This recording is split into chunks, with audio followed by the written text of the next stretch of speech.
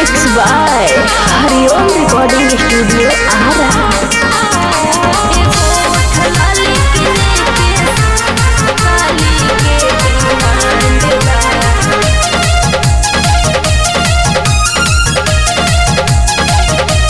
नौकरी करीला भिलाई कैसे साली गाड़ी ले आई,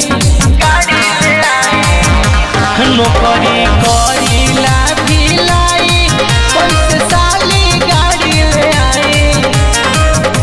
ए जीजा जी देवघर में मेला लागल बरियार बा, घूमे के विचार बाना, एगो ठलाली किने के साली के डिमांड बा, घूमे के विचार बाना।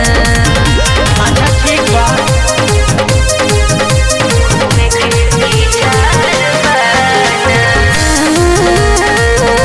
एगो ठलाली किने के साली के डिमांड बा, घूमे के विचार बाना।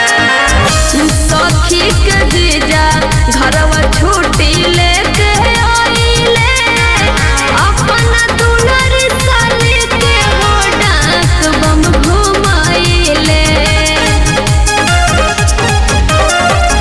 चिंता जन करो साली मानो मोर कहनावा, और चल घुमा देम फेरू आई जब सवानवा।